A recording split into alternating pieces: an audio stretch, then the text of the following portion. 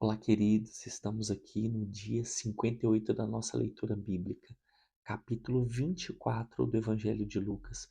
Estamos no último capítulo e aqui, logo no início do texto, no primeiro dia da semana, que é domingo, na madrugada, que é bem no início do dia, Maria Madalena, Maria e Joana vão até o sepulcro para cuidarem do corpo, mas o corpo já não está lá e Jesus é então assunto, né? E nesse momento elas começam a ficar atemorizadas, mas é ali que dois anjos se encontram com elas e falam com elas que Jesus realmente ressuscitou.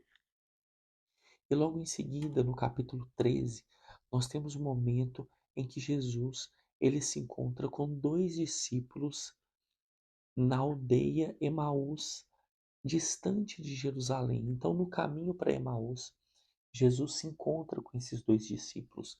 Mas lembrando aqui que esses discípulos não são dos 12 discípulos, agora 11, que Jesus havia caminhado com eles, que são os 11 que já conhecemos. São mais dois daquele grupo dos 70 que nós havíamos falado anteriormente.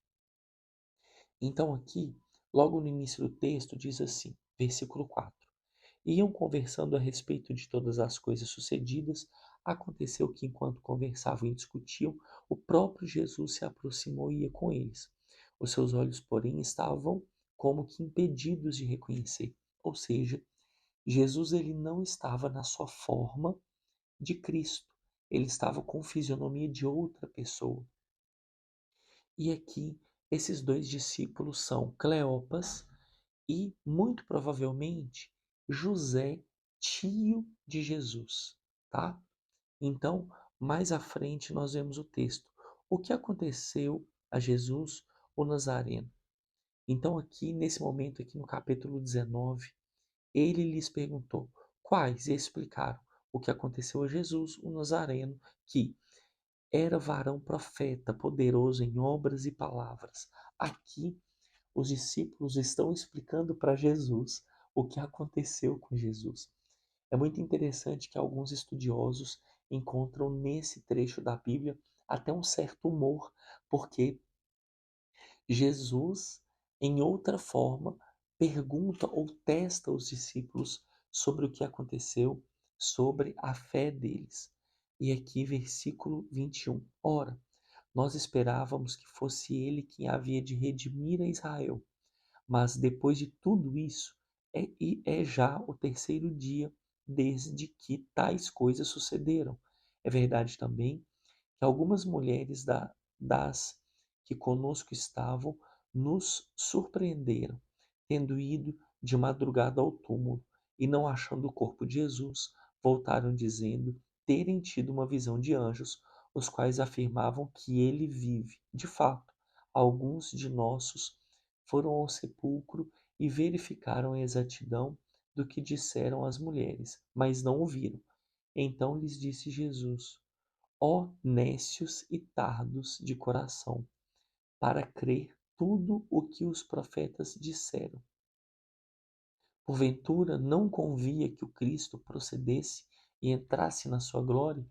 E aqui é interessante que os discípulos eles narram para Jesus o fato de o túmulo estar vazio, só que eles narram sem fé, mesmo o sepulcro vazio e mesmo conhecendo a história e a necessidade do que vier a acontecer. E Jesus os chama de sem fé, de incrédulos, né, de nécios, e fala para eles: não era necessário que se cumprisse o que os profetas haviam dito. E a partir desse momento Jesus ele vem ensinando para esses discípulos. E logo em seguida aqui, no versículo no versículo 32, e disseram um ao outro: Porventura, não nos ardia o coração quando ele pelo caminho nos falava, quando nos expunha as Escrituras? Ou seja, aqui eu vou voltar um pouquinho para a gente entender o que acontece. Aqui no versículo 28. Quando se aproximaram da aldeia para onde iam, fez ele menção de passar adiante, Mas eles o constrangeram, dizendo: Fica conosco, porque é tarde e o dia já declina. E entrou para ficar com eles.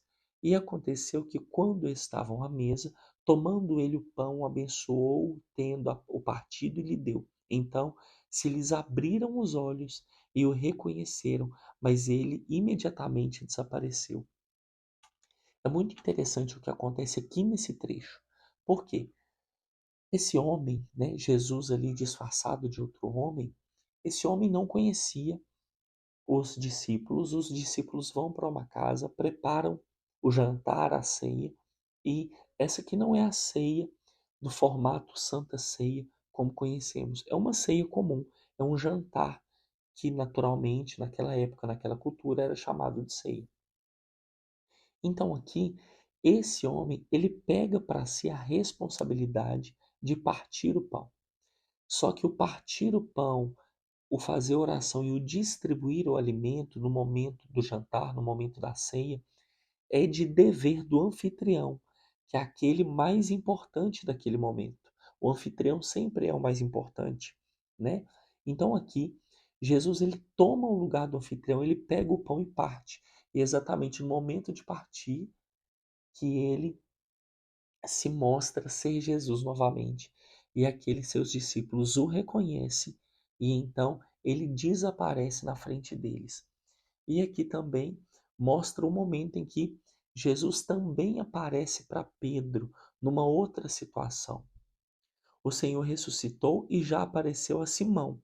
Então os dois contaram o que lhes acontecera no caminho e como fora para eles o partir do pão.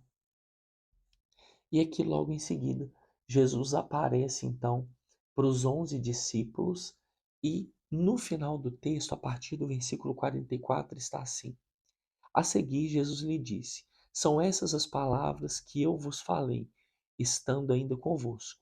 Importa se cumprisse tudo o que em mim estava escrito na lei de Moisés, nos profetas e nos salmos. Então lhes abriu o entendimento para compreenderem as Escrituras. O que é interessante aqui? Jesus ele está com os discípulos, ele explica para os discípulos, e esse momento é um momento de sobrenatural. Essa frase, o lhes abriram o entendimento, é a graça de Deus, que por meio da tua misericórdia abre o entendimento dos discípulos, para que eles venham compreender verdadeiramente o propósito de Cristo. Então, esse aqui é um agir sobrenatural do Espírito de Deus sobre a vida dos discípulos. Assim, está escrito que o Cristo havia de padecer e ressuscitar dentre os mortos no terceiro dia, e em que seu nome se pregasse arrependimento para a remissão dos pecados e de todas as nações, começando de Jerusalém. Vós sois testemunhas dessas coisas. Eis que envio sobre vós a promessa do meu Pai. Então, a partir de agora, esse é o último trecho e a última direção de Jesus antes do acontecimento de Atos dos Apóstolos. Então, aqui, Jesus diz assim: Permanecei, pois, na cidade, até que do alto sejais revestidos de poder. O que Jesus está falando aqui é para eles permanecerem na cidade, no local que eles estão. Eles estão reunidos ali em média entre 100 a 120 pessoas. Continuem reunidos até que sejais revestidos de poder. Ou seja, é o ato de Pentecostes do capítulo 2, 3, que é a descida do Espírito Santo. Então, esse trecho já está ligado a Atos dos Apóstolos. E no final, aqui versículo 50, então os levou para Betânia e, erguendo as mãos, os abençoou. Aconteceu que, enquanto Jesus abençoava os discípulos, ele ascendeu, ele subiu aos céus. Adorando-o, voltaram para Jerusalém, tomados de grande júbilo, e estavam sempre no templo louvando a Deus. Finalizamos aqui o Evangelho de Lucas. Eu espero que você tenha gostado dessa nossa caminhada. Deus abençoe, tchau, tchau. E amanhã já começamos o Evangelho de João. Deus abençoe. Tchau.